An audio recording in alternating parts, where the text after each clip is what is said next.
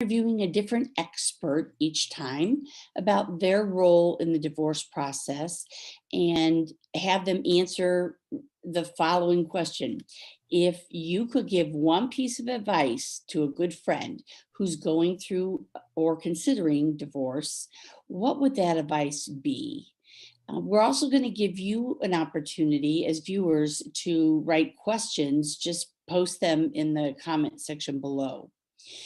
So, without further ado, let's talk about today.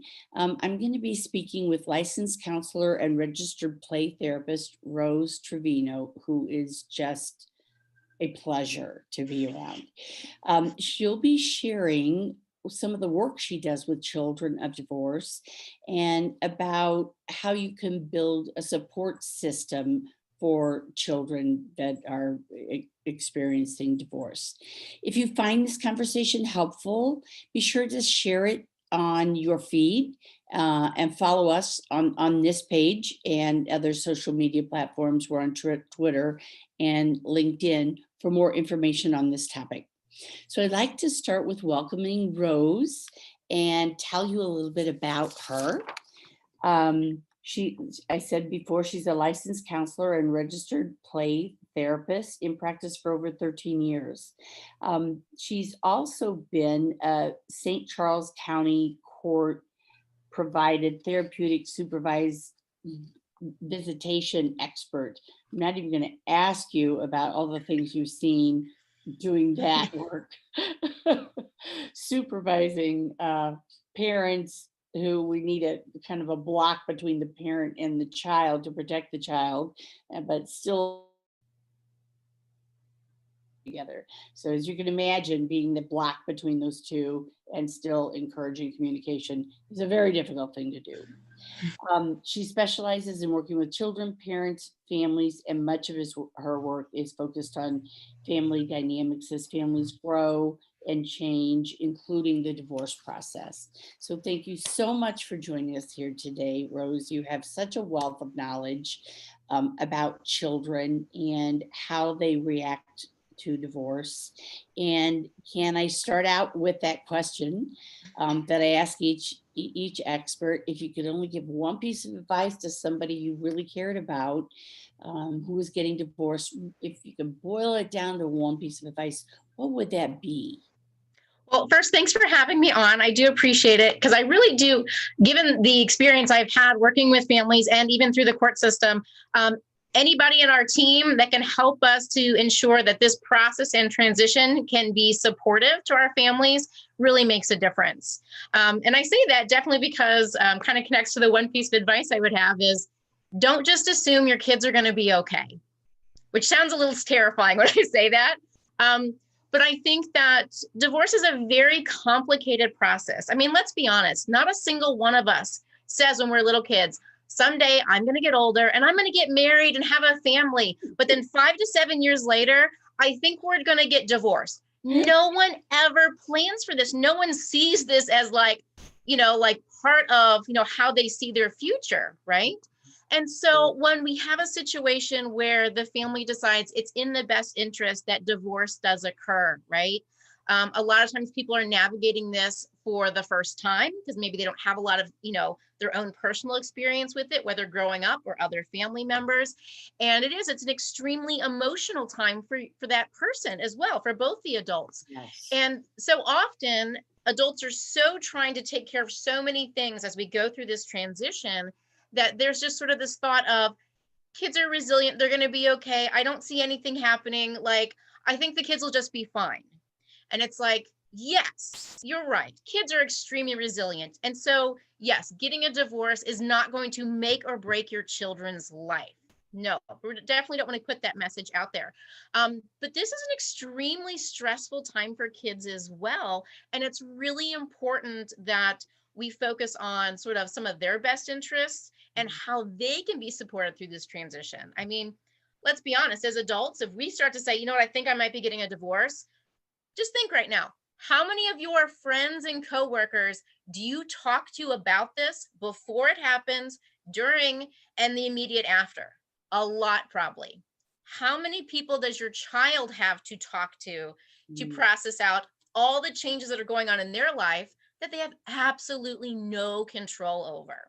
And I think it's really important that as you're going through this process and okay, this is coming, we're going through this big change of thinking about how do we ensure our kids have the support that they need as well.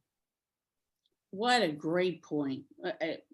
You just said it all right there. What a great point. We don't want to scare parents, but we also don't want them to be very laissez-faire about it. And that kid got over it. That kid got over it. My kid will get over it.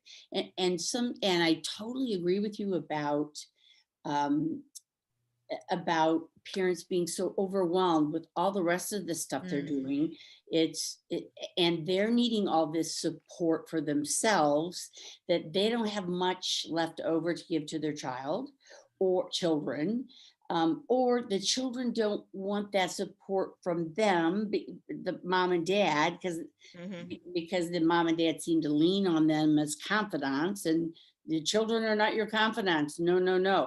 You go buy your confidant by paying somebody to listen to you. You may be able to just do it with friends at dinner, but if you can't, you'll pay money to have somebody listen to you and give you feedback. All right.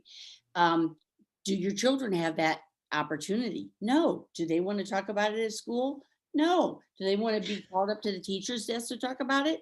No. So where are they going? Where are they going for their support?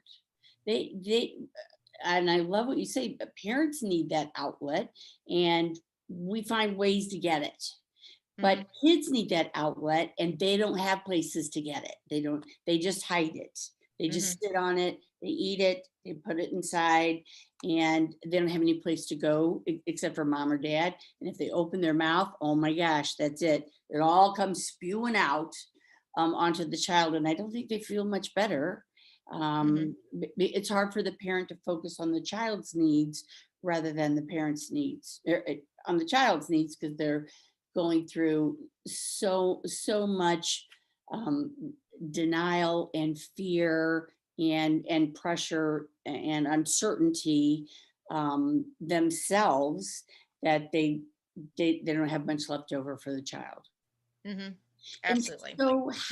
And so I totally agree with your opening statement.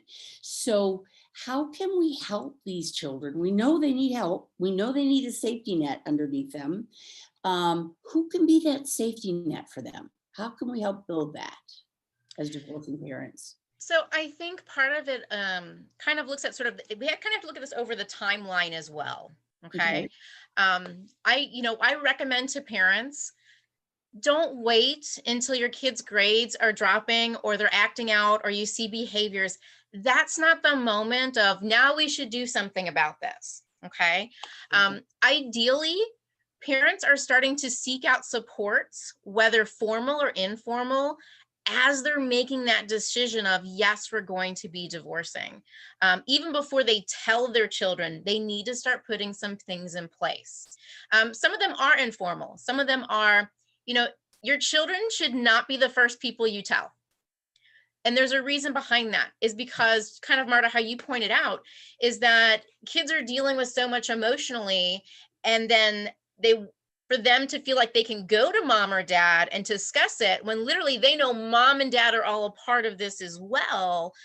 Yeah, that doesn't work out so well necessarily. So I'm always a fan of advocating for, even before you tell your children, you need to tell other important adults in their life, whether that's an aunt or uncle, whether it's an older cousin, whether it's their grandparents, so that after you're disclosing this information to them, already you're starting to build a support people they know and trust that they can start to talk to. And even offering that, once you tell them, like, so-and-so knows about it, and so does this person, if you want to talk to them. And so often kids are like, I would like to talk to them. When we think of formal supports and we think about therapy and things like that, you can look at things like St. Louis has Kids in the Middle, which is a great program. There's also, you can look at sort of, if you belong to a faith-based organization, a lot of them may have support groups for adults and for kids as well. And then also just looking at therapists. Again, I think it's a really great idea to start reaching out to connect with a therapist before you tell your children. So in other words, you have it set up and ready to go in case you do need to go down that route. I've had too many situations where families call up and they're like, yeah, so we've gone through this divorce. It's been 6 months later, and my kid's just having a really rough time now. And unfortunately, sometimes I have to say to them, I can't get you in for another 6 weeks. So then it's delaying it even more. So having these things built up even before you're disclosing to your kids is going to start to help build that support system in place. Keeping in mind, it's not just for them, it's for you too. Because if you know that your kids are being helped with their mental and emotional pieces that they have, you know that you can breathe a little bit more as well. Yes. Yeah. Take some of the pressure off the parents. I love what you say about an aunt or an uncle or a cousin or someone or even a friend down the street, some whose parents have divorced and they're friends and you know about it. I love that idea of telling those people first so that the child doesn't have to call and say, guess what I just heard today. Telling those people first and saying, we've already set up a line of communication for you to talk to Aunt Sally or Uncle Joe or your cousins who remember when their parents got divorced. Remember they went through that. Yeah, we talked about it at Christmas or Hanukkah, whatever. So you've already got those, and here's their phone numbers. Cousins don't know their cousins' phone numbers. So yeah, so here's their phone number, and they said they would love to talk to you about it. They'd be and they're already through it. They're on the other end of the tunnel.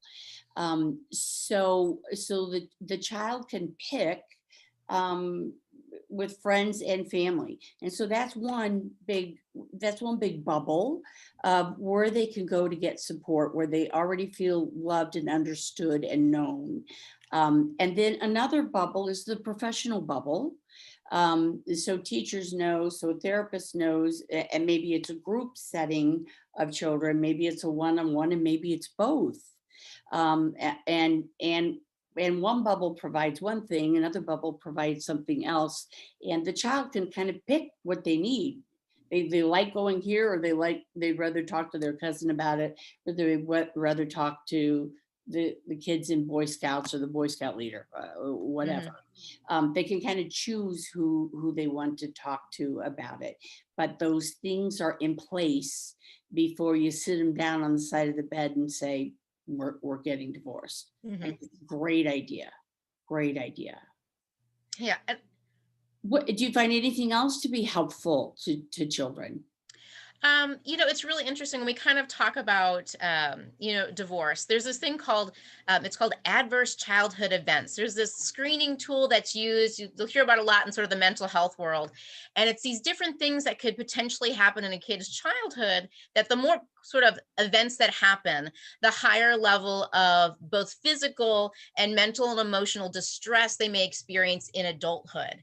And it's really interesting because originally it had listed on there, if your parents are divorced or separated, but they actually have come back and they've changed that. It's not so much if your parents are divorced or separated, it's whether or not you're able to have that relationship and contact with each parent.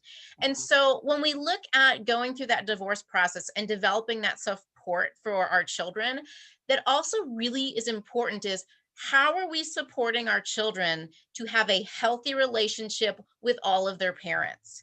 And when we start with that initial piece of starting to tell people, right, of, the grandparents, aunts and uncles, I also think it's a really great way to kind of start to set your own foundation is when you say to them, here's what I need from you to support our changing family. I need you to welcome both of us in your home. I need you to welcome their engagement in my child's life. I need you to welcome that my child can love both of us. And I give you permission that if I start to step out of line with that you remind me that we're all here for our children to be able to be raised in healthy relationships with all the adults that care about them. Another awesome concept. I got divorced about 25 years ago now. My daughter was almost 11. And the family split like the Hatfields and McCoys. And so these people are on my side, these people are on her dad's side, and I wasn't welcome there, and he wasn't welcome here. And I had to do a lot of work to reopen the two families for my daughter to be able to go to Uncle Chris's birthday party, and Uncle Joe's had something every summer, a swim party every summer. Yes, you're willing to go. You are more than welcome to go to your dad's brother or cousin's swimming party. We always did that. And but family members felt like they needed to just support me, and I was a good guy and he was the bad guy. And I'm like, that might be true, that might not be true. But that's for me to figure out, and me to figure out how to overcome that. That's not for my child, our child, to figure out. There's no good guy, there's no bad guy. There's a mom that still loves her, there's a dad that still loves her, and she deserves a relationship with both those people, and she deserves a relationship with the extended family and friends of both mom and dad. And so when families and friends started taking sides like Hatfields and McCoys, I'm like, no, no, no, no, no, no. I don't need you to be on my side. I go pay a therapist for that. And she's a lot better, really, than you are. So no, I don't need that. What I need is for you to be there for our child, and not invite her to the Easter parade or the egg roll, the Easter egg roll event at Art Hill. We want to keep as many of it, but what if it's not your Easter? I don't care. The point is for her to be, I don't care what the parenting plan says, what time she's supposed to be back on Easter. Easter is about her to have fun and keep in the traditions and see the rest of the family. It's about her. So my family's from Chicago, and so it's a 5-hour drive. It's hard to get her up there and back in the same weekend. Most of the time we're in the car, and she really had more fun with my former spouse's family. They were local, and they had some traditions in the backyard, and so I gave up a lot of my holidays with her so that she could go do that thing. She could go do that tradition that she was used to. And she came back so happy, and I had to not act like I was jealous that she got to go and I didn't get to go. I needed to not cry, I needed to be happy, and what was that like? And who got the most gold eggs? And I needed to embrace what she just went through, like I did every other year. Who got the most gold eggs in their basket? This year's no different. That's a family tradition. You go do it. They don't want me there. I don't care. I don't say they don't want me there. I know they don't want me there. Like, I have to do this. I have to grade all these papers. I need to do a lot of stuff. So I'm just going to take you there and pick you up, because I just don't have time to stay. So, and then she's off and running, there's no hesitation.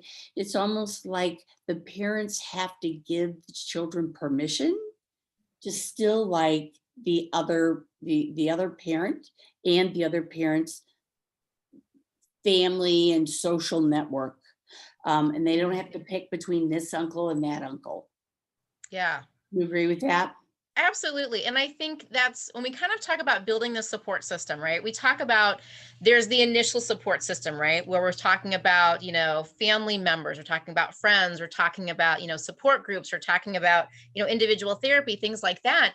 But then we get to that second level of support, right? Because let's be honest, it is now a completely different family dynamic as to how we're rebuilding and how we're moving forward. Yeah. And so yes, we want to have these support people wrapped around, but really it's mom and dad and their co-parenting relationship that's going to be the long-term support for our kids, right?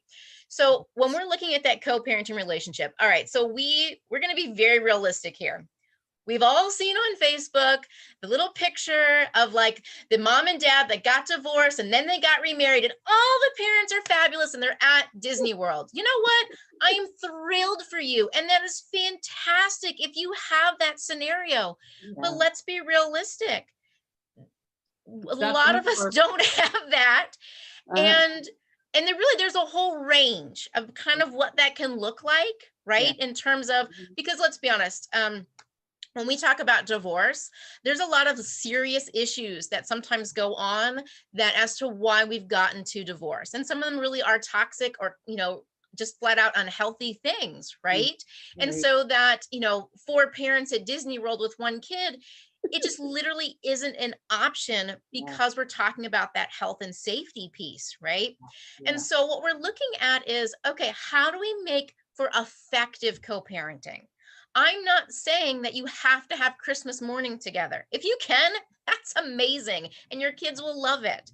But if that's not realistic, that's okay.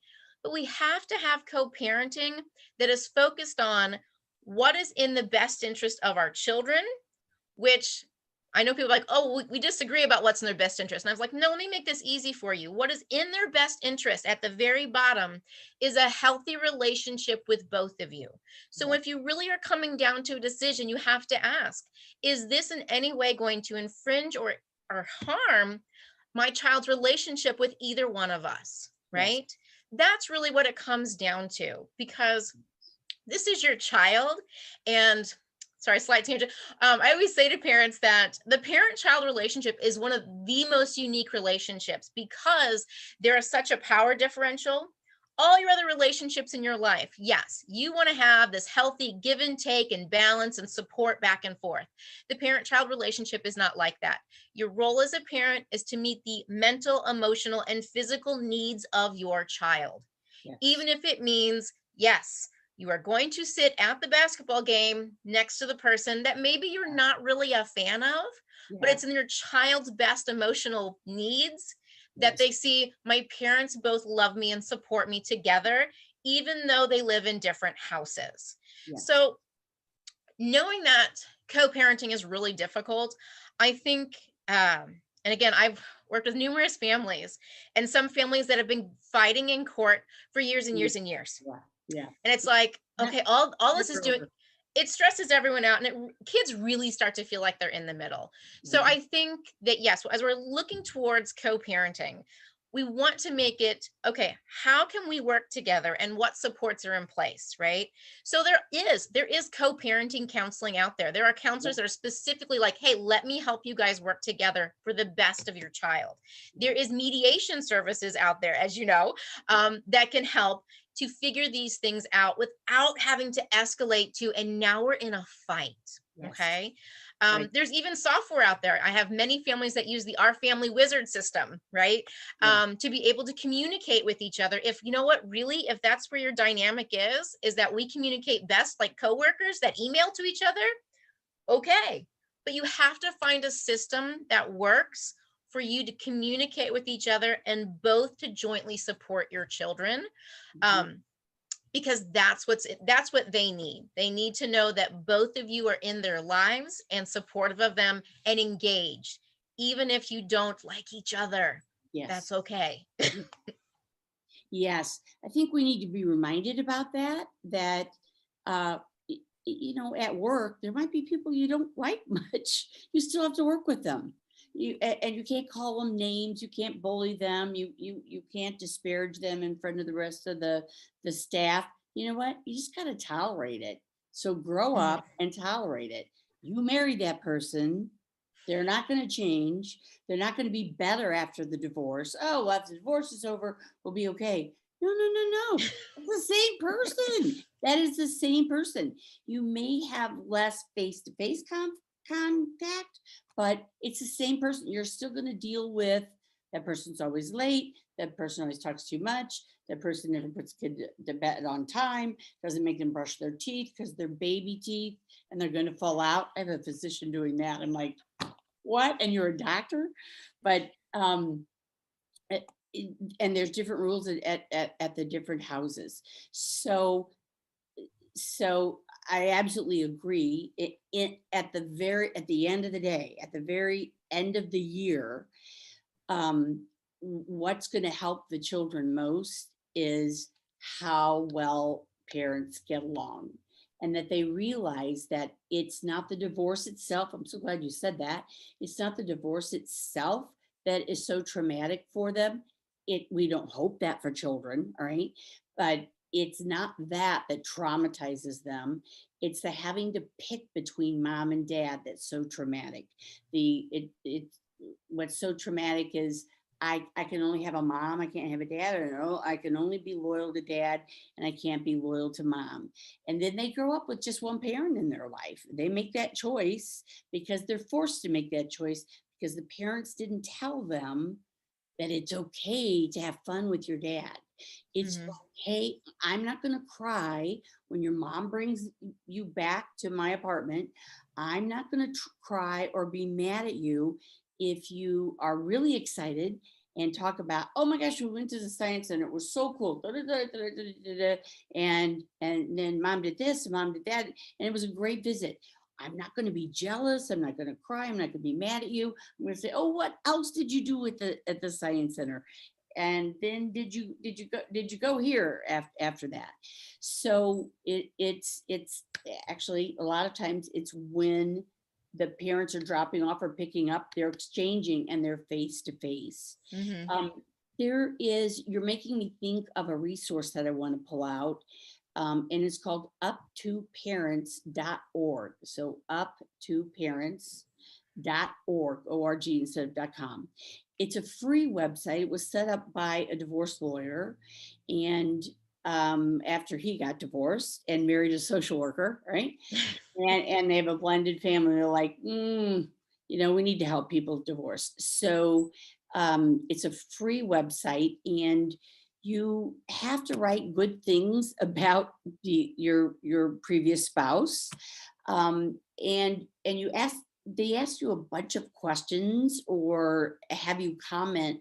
I agree or I disagree on a bunch of questions. And when I have parents that think they aren't on the same parenting page at all, and there's no way for them to co-parent, I'm like, you have to co-parent. It's not an option. You're not, you have to co-parent. It's not an option. So might as well figure out how to do it. All right. If you can't figure it out, I'm going to give you some tools, and those tools can help you figure it out. So they go onto this website, they answer all these questions, and the questions make them think about what it's like for the child. Like, they'll sign comments like, we both realize that this is Mo, Larry, and Curly's only childhood. And we're in charge of whether it's a good childhood or bad childhood. We're in charge. We're in charge. It's what we do that makes it a good one or a bad one. Or we realize that the child is not the messenger between the two of us, and we won't ask the child to bring messages back and forth, right? They don't think about some of these things. And then when you're faced with answering agree or disagree to that, it makes you think about that. Like, yeah. So I want to give one example of my daughter. So this was when she was probably 11 or 12 or so. They were having a trip to the zoo, all right, a field trip. And she had learned through therapy and through Kids in the Middle, she had learned some mantras that she was given permission to use on her parents, right? So if you said something was inappropriate, they taught these children mantras to bring parents back into line, right? And so I needed to sign, both parents had to sign this and put it in her backpack. So I signed it, put it in her backpack and said, wow, you're going to the zoo on Friday instead of school. Lucky duck, I'm so jealous. And your dad needs to sign that. Your dad needs to sign the permission slip. It's in your backpack. And she went into it. It clicked. I'm making her carry a message to her dad, which she was told by a therapist, you never have to do that. You have the right to interrupt that parent's pattern of doing that, and the parent will stop. Okay. So it clicked, and she said, I'm sorry, I'm not the messenger. If you need a message to go to my father, you may call him at 314-286. I am not the messenger. I'm like, oh, it's not a message. It's just a, I'm sorry, I'm not the messenger. She just went into this rote thing like she was a robot. And it was so great. It made me realize something that I thought was nothing felt to her like it was, she's carrying, she's having to be the message carrier. She's the mule between the two of us. And I'm like, you are so right. I'm so sorry. I'm out of line. You promise me you're going to do that if I ever do this again. Promise me if I forget. And I'm taking that out of your backpack. I'm going to fax it to your dad today at work. And he's going to make sure it gets in your backpack when you go to school tomorrow, because he picks you up today. Thank you very much, Mom. And that was it. And I faxed it to him and put it in her backpack, and everything was fine. Something that I thought was really minor was really big for her. And if we give our kids the right to say, this is too much, I can't handle this, I'm not the go-between, get me out of the middle. I think sometimes parents innocently don't realize they're doing it. They don't realize they're doing it. They don't realize how big the impact is on the child. And if we realized it, we would stop. And so give your children the permission to stop you. Give them permission to stop you, and then do it. Stop, figure another way to get that parent signature on the darn zoo permission slip. Have you found that things like that to be helpful for children? I do. I think there's actually something you can Google. There's lots of copies of it, but it's called the Children's Bill of Rights. And there's one out there that's specific for divorce that kind of lets parents know in terms of, and I guess the fancy word we use is healthy boundaries. Like, what kind of healthy boundaries do you need to have with your child because it supports them to have a relationship with both of you without feeling they have to choose a side or that they're stuck in the middle? Right. And I think you're absolutely right, is that especially if you've never experienced divorce growing up yourself, that if you go through divorce, that you kind of just make assumptions about, I'm sure my child will be fine, I'm sure this isn't a big deal.